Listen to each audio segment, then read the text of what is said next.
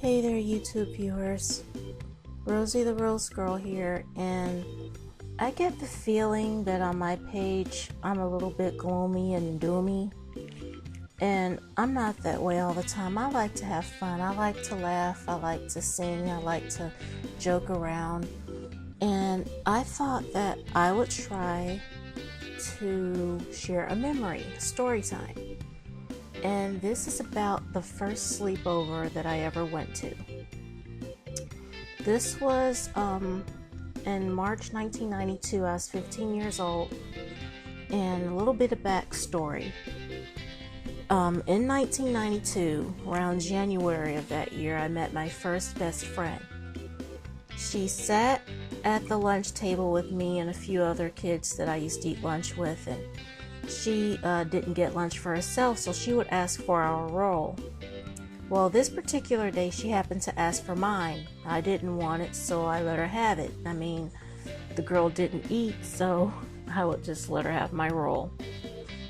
And somehow, I don't know when or how we got onto the subject, but she found out that I liked the same music that she did. Maybe I asked her, I don't know, but she liked hair metal, and so do I. To this day, I still love it. Anyway, we just started getting along after that, got to talking, and we just hit it off. And when I didn't show up to the lunchroom that particular day, it was another day, I didn't show up and I was going home early. And she said she was looking forward to talking to me, which made me feel good. And we just became the best of friends after that. Well, she invited me, I think maybe 2 weeks ahead of time, to her slumber party that she was having. And it was going to be my very first sleepover. It was more of a sleepover than a slumber party, because it was going to be for her 17th birthday. And I asked my mom, and surprisingly, my mom said yes. So, we'll call her Justine. Justine was a really sweet girl. She was 1 year, 4 months, and 5 days older than me. And we were friends for a good 15 years after that.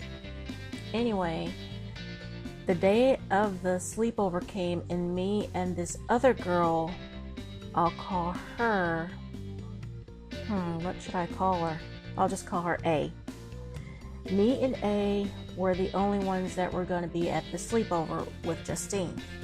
So that day, that Friday, I packed me some clothes, and I probably had a tube of lipstick, even though my mom said I wasn't allowed to wear makeup because I was only 15 and I wasn't allowed to wear it till I was 16. But I think I packed my tube of lipstick and I teased my bangs a little bit and went to school.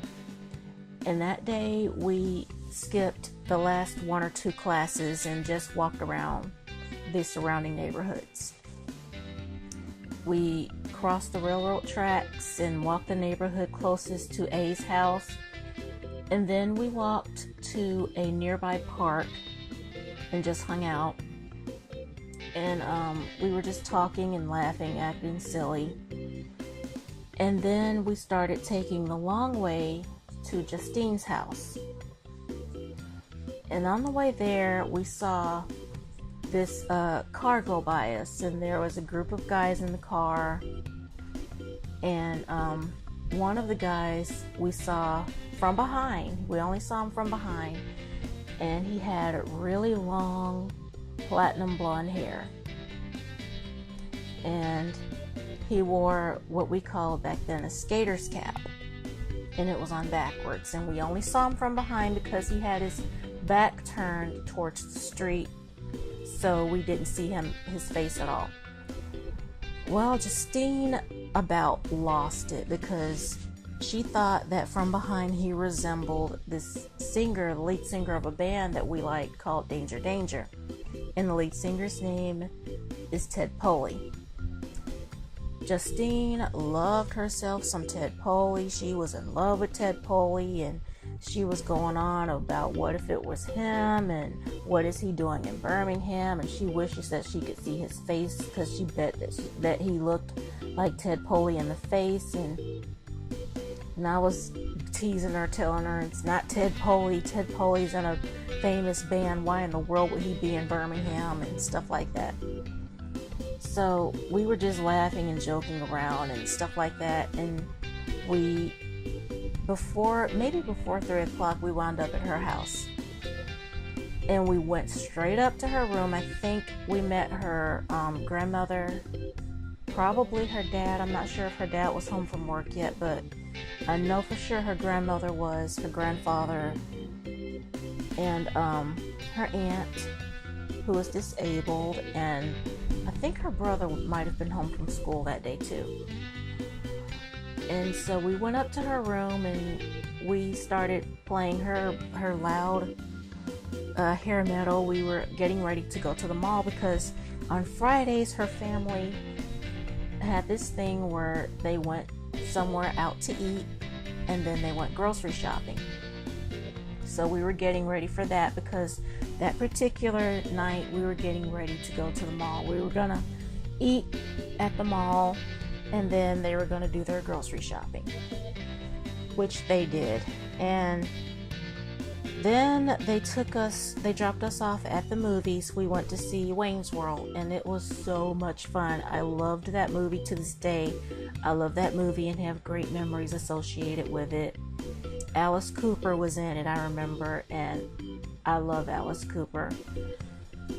And then we went back to her house and we stayed up all night just partying and acting silly in her room. Had to try to keep quiet because her parents' room was right across the hall from hers. So we did our best to keep quiet, but we had fun. And the following morning, Saturday morning, we all three went to another local park and we just walked around the park just talking and swinging on the swings and just being silly little teenagers. And then A had to go home. She couldn't stay the whole weekend, so it was just me and Justine. And so that night we watched Headbangers Ball on MTV and we had snacks, and because her parents, whenever I went over there, they bought me snacks as if I was one of their own. And from that very first weekend, they welcomed me as if I was their own child, and I will forever love them for that. And so, and then the following Sunday morning, A came back and we all went to the mall again. And then that evening, I went home and talked to Justine on the phone, and we just we were just like the best of friends after that. I found out sometime later they thought I was a little bit weird, but they found out that it wasn't that I was weird, it was just that I wasn't used to having friends, so I acted out a little bit differently than I would have at home. And as Justine and I talked more, we found out that we had a lot more in common than just our music. We were both different in different ways. And like I said before, we were friends for 15 years after that. We made plans that never came through, but I will always treasure that friendship, and I will always treasure that first sleepover. And I want to thank her for giving me that experience. And rest in peace to her mother. I didn't get to say goodbye. I didn't get to grieve. I didn't get to do any of that. But her mom passed away of a brain tumor or brain cancer some years back, and I still miss them. So if they ever hear that, if they ever hear this, she'll know who she is. And she'll know that I forever love her and her sweet, sweet family. And so that is the end of this story time. If I can think of any more good times I've had, I'll be sure to record them. I want to do a lot more on this channel than record bad news and doomy and gloomy stuff. So just look out for that and bear with me because I'm just getting started.